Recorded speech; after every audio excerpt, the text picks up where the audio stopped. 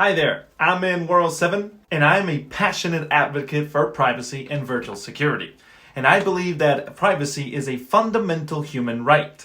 I personally think that every human being deserves privacy and should be able to choose how private they want to conduct their lives in the interwebs. So I am here to share with you two very important internet privacy tools with overlapping objectives and similar technology, but much different applications. Today's topic of security and online privacy is VPNs and Tor. More specifically, answering the question, should I use a VPN or Tor? And I invite you to stick around to the end of the video to see what I personally think is more important for everyone to have and use over either Tor or a VPN. Let's get to it. We will start with the one that I believe is the best option for the majority of users on the internet, which is a VPN. To start off, what is a VPN, right? It stands for Virtual Private Network, which tool encrypts the tunnel on which your internet data, such as communications, email, video, practically anything you upload and share will travel protected under the encryption of that VPN that you use or choose to utilize.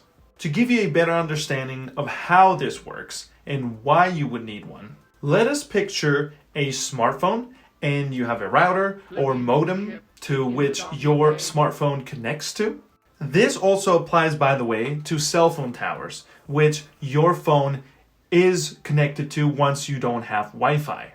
The phone will send, for example, a vanilla messenger message, which means no encryption because you don't want to look suspicious using the so-called secret conversation mode in Messenger, which once you utilize and you receive a reply to that message through the secret conversation on Messenger, the notification from that message only says, someone sent you a message, which is inconvenient and annoying.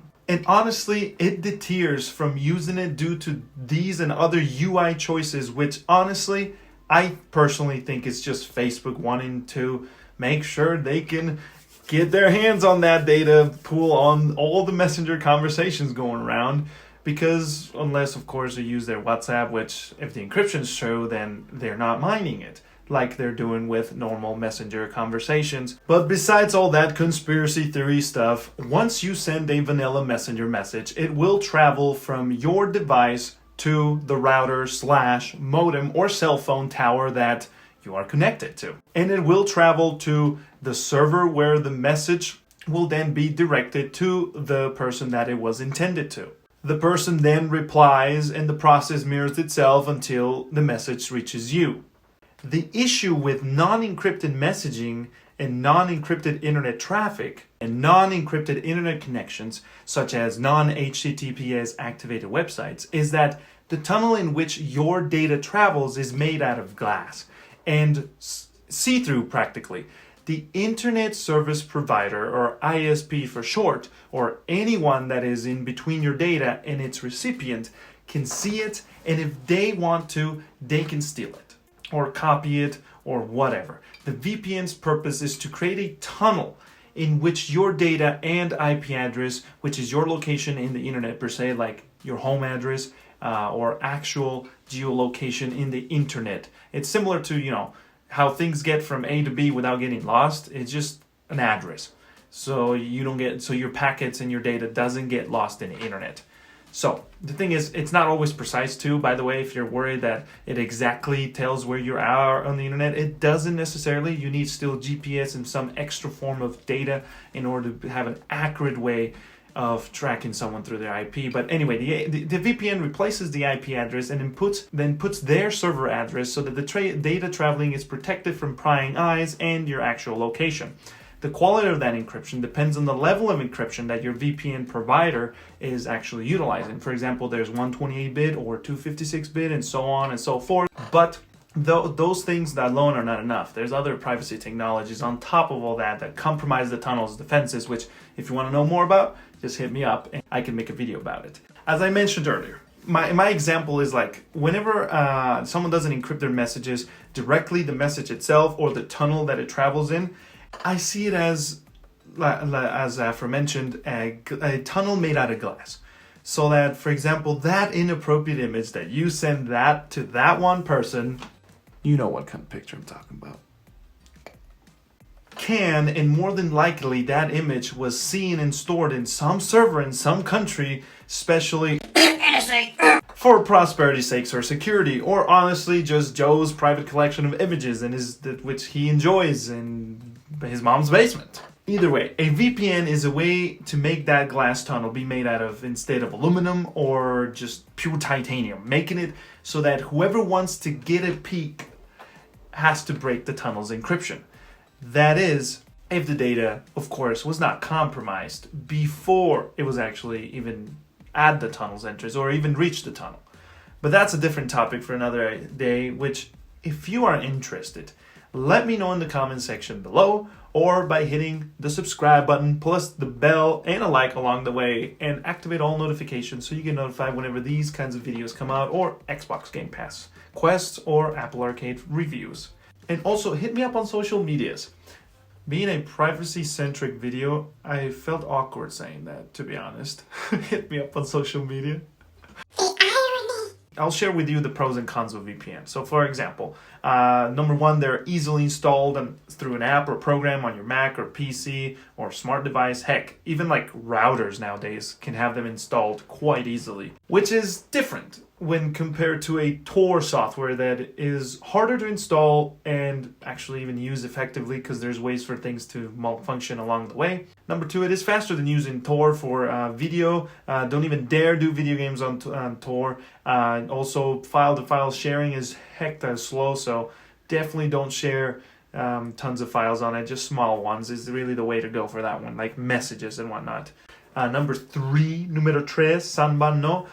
It encrypts all the traffic leaving your device, so when you connect to that McDonald's Wi-Fi, even if it has been compromised by a proxy or dummy access point that is controlled by a hacker, your data will travel protected by the VPN itself.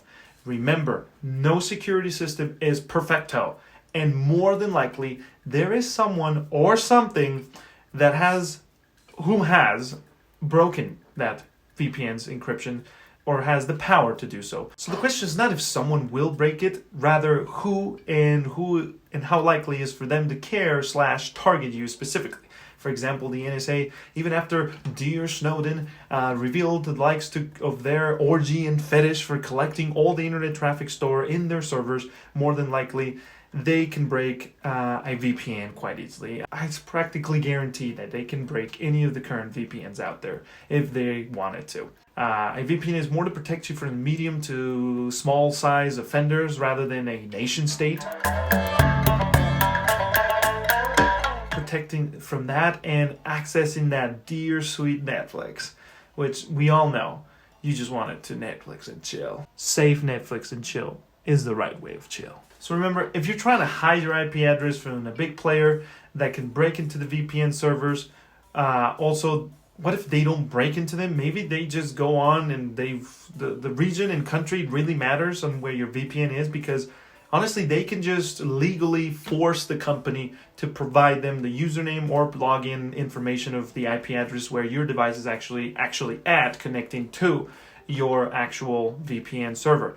Make sure that the entity or the country, like region that your VPN resides in, make sure that that country or entity that has more power than the VPN server can just, say, hey, give me all your logs. If the VPN does reside in a country like, for example, the US or the UK, but they say they don't keep logs, you just have to trust that they're actually not keeping a log of, what you're doing. And so that way, even if they get asked or forced legally to provide that information, they won't be able to. That just comes down to doing market research and whatnot. And if you want to talk about it, hit me up and I can help you with it. Now, let us get into the Tor network, which is more complex, and honestly, any self-respecting computer nerd that is willing to study and learn the Tor network, it can make it work. It is sort of like a VPN, but it's not. So let's dive into the useful graph world and let's make it pop. The graph here is the user. Okay, the graph here, as you can see, has multiple things, and we're going to start with the user. In this graph, the user is you, well, let's call him Bilbo, okay? He has wanted to talk to Frodo about how cool and awesome the ring is, and he totes wants should keep it, and things will be Gucci, but Gandalf is not having it. He does not want that, and if he catches Bilbo, he gonna be giving him a nice spanking. So Bilbo, or you for that matter, will send a friend or Frodo a message through Tor, which is short for the onion router. You have to set it up on your computer, which if you want me to make a video on, remember, just hit me up in the comment section and I will make it for you, or you can come to my Twitch channel where I stream every day of the week. And currently we're working on Assassin's Creed DOS. Yeah, DOS, not 4, DOS. Franchise. We're going from all the way from the second one to Valhalla, whenever that comes out. Right now we're doing the Brotherhood because we just got done with Assassin's Creed 2. But anyway, all this needs to be done before Cyberpunk 2077 comes out because I will disappear once that happens. So you're more than welcome to come and join us. But back to the video. Once you have it all set up, and you will start, for example, sending a file or a message over the network. The process is going to be as follows. The Tor browser or software that you are using to connect to the Tor network will talk to the many servers, or more specifically called nodes, in the network itself. They're maintained and ran by random people that can be good or bad. They just host the node themselves so that your Tor software can use these nodes to encrypt and send data anonymously. But we'll dive into the details as to why, and you'll see. So the first node is called a guard node that you connect to after your software has created a roadmap of where the message will go through inside the Tor network. So the message is encrypted with 3 layers of encryption. The roadmap will include at least 3 nodes, and the first node will know the actual IP address of the origination of the content. So it'll know where it came from, but it cannot know the contents because the contents of the content because it has been encrypted with 3 layers of encryption prior to being sent out. So the guard node takes one of the layers of encryption off because that's what it's supposed to do, and it still has 2 layers. It sends it over to the next node, which is the middle one, and that one cannot read the content again. It can also not know where the message came from since it doesn't have an IP address. So it removes the second layer of encryption and sends it out to the exit node, the last node, which node is completely clueless and doesn't know where the message came from or how anything happened. So it just receives it, removes the third layer of encryption, and sends the message to the destination, which is Frodo. This way, your data itself, not the tunnel that it traveled through, is encrypted up until it leaves the Tor network, which is where the content can be snatched or looked at. That is why you send it. That is why when you send it, it is crucial that it does not contain content in it. You know, the content itself cannot give away who you is, because then all that Tor network bouncing around thingamajiggy was for nothing. Now, you are wondering, then what the fitch, man? I'm out of luck here. I don't want to risk the exit node being compromised, and the content's definitely going to say who I am, but no worries, because here comes a plot twist. The traffic itself can be covered by a VPN, either directly or indirectly.